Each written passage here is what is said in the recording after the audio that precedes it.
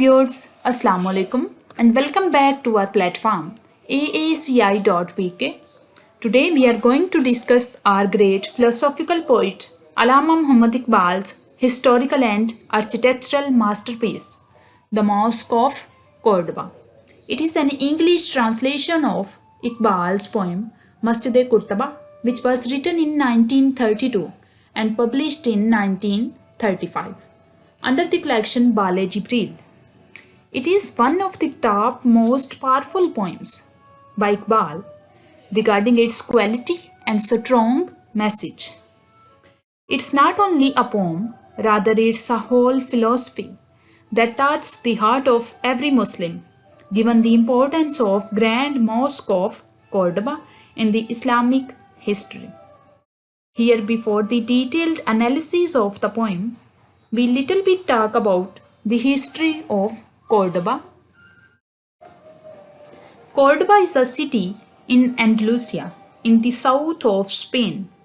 Islam reached Spain when Tariq bin Ziyad conquered it in 711 AD. In those golden days of Islam, Cordoba became the intellectual and cultural center or headquarters of Europe. People from all over the Europe would come to Cordoba for learning arts, science, and philosophy.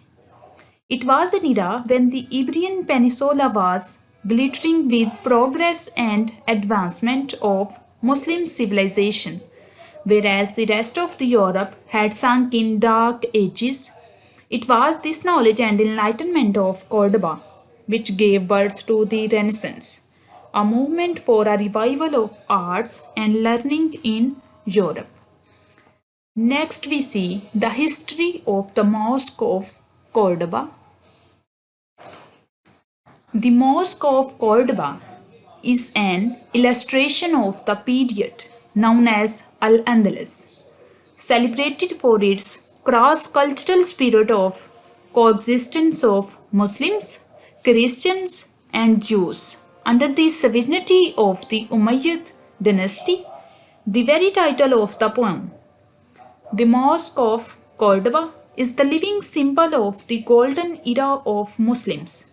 The mosque was founded by Abdurrahman I in 785, who after the fall of Umayyad dynasty escaped to southern Spain, where he made Cordoba his capital and ruled for over 33 years and became known as Ad-Dakhil. Ad-Dakhil means the immigrant. In 785, he began the construction of the great mosque in Cordoba at the site of a Roman pagan temple and a Visigothic 18th century Christian church of St. Vincent. The expansion and enlargement of the mosque was carried on by his successors and finally completed by Abu Amir al-Mansur in 976. In 1236, Christians converted the Mosque of Cordoba into the Mosque Cathedral of Cordoba. Christians banned on Muslims, called for prayers in the mosque, and also Muslims were not allowed here to perform namaz.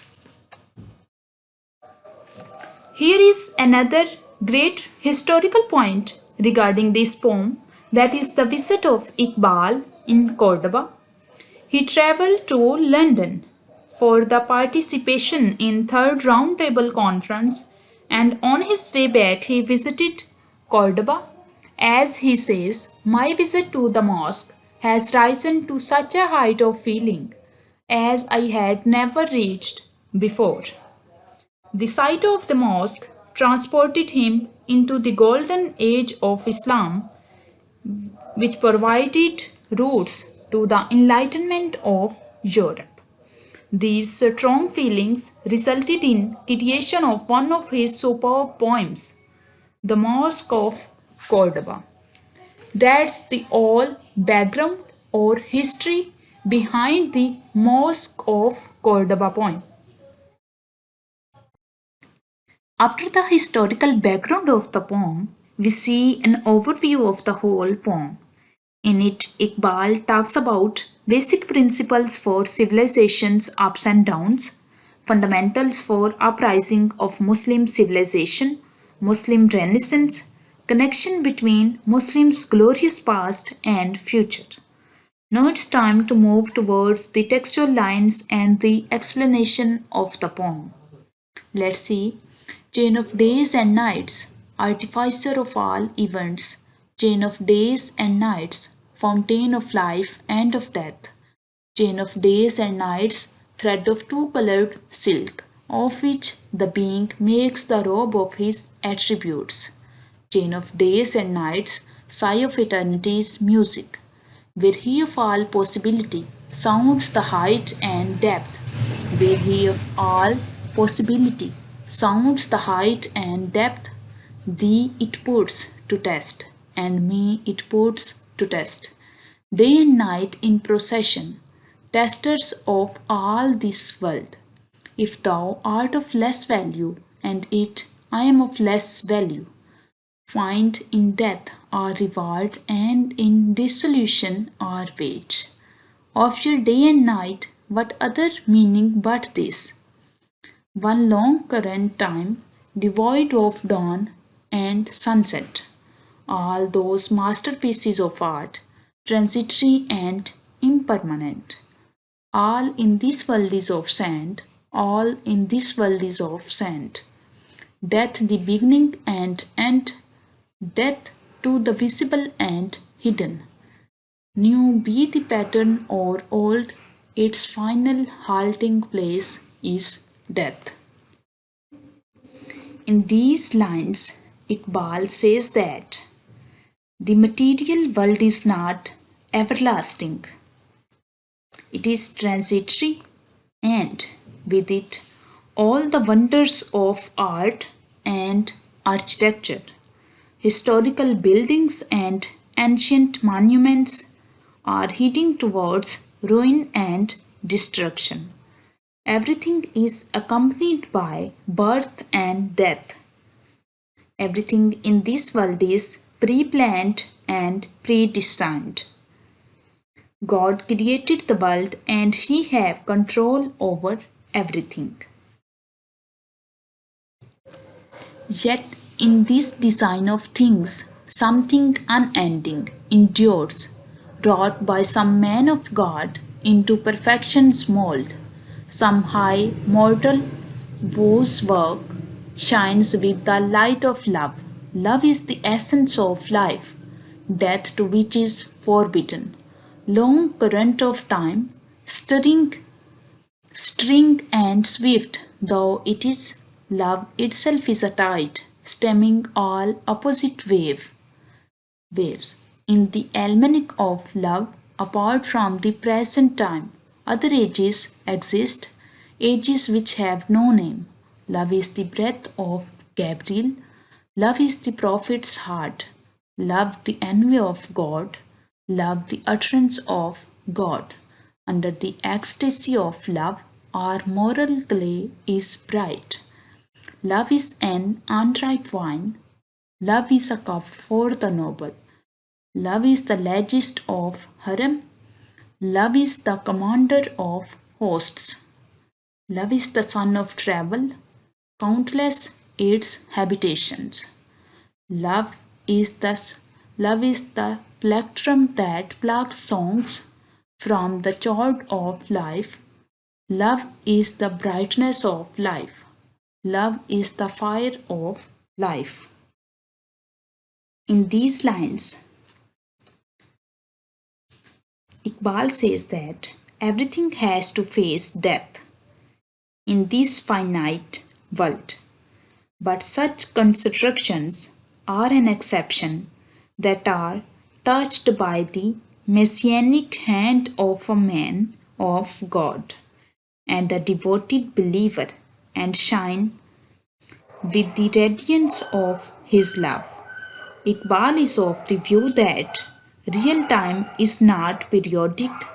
Love, ishq, is completely elevated from matter and does not have the slightest traces of passionate desire. It is all faith, longing, and pious sentiments. O shrine of Cordoba, thou owes existence to love, deathless in all its being, stranger to past and present, color or brick and stone, speech or music or song. Only the heart's warm blood feeds the craftsman's design. One drop of heart's blood lends marble a heating heart. Out of the heart's blood flow out warmth, music, and mirth. Thine the soul quickening air, mine the soul quickening words. From thee the pervasion of men's hearts, from me the opening of men's hearts, inferior to the heaven of heavens. By no means the human breast is, handful of dust though it be, hemmed in the azure sky. But if prostration be the lot of heavenly host, warmth and depth of prostration they do not ever feel. I, a heathen of Int, behold my fervour and my ardour. Salat and Durood fill my soul. Salat and Durood are on my lips. Fervently sounds my voice, ardently sounds my lute. Allahu, like a song, thrilling through every vein. Here, Iqbal address Mosque of Cordoba. For thy existence and thy glory, thou art indebted to love, to the tender passion that is immortal. In this way, thou too art eternal. Philosophy and art, or poetry, or any other form of literary or artistic activity, is shallow and insincere if it is not fed with the blood of the heart. It is no more than an empty structure of word and sound, paint and oil, or brick and stone, possessing neither life nor beauty nor freshness. Works of art, of whatever excellence they may be, cannot endure without the intensity of inner passion, depth of love, and profundity of earnestness. When a drop of love's warm blood falls upon a piece of marble, it turns it into a beating heart, and if even a man's heart is destitute of love, it's a slab of stone. O magnificent mosque, in love and eagerness, we both are alike. There is a mystical affinity between you and me. Man, in his creation, a handful of dust, but his heart is the envy of the ninth heaven. The human heart is also lit up with the luster of divinity and the joy of presence. Angels, indeed, are famous for unending semiflexion, but the warmth and delight of human prostration has not been granted to them. Referring to him, referring to his Indian and Brahmin origin, Iqbal says, look at the fervor and earnestness of this Indian infidel. He was born and brought up in the house of infidelity, but his lips and heart are constantly engaged in prayer and invocation. On meeting you in this strange land, he has become a picture of intentness and devotion. There obtains a complete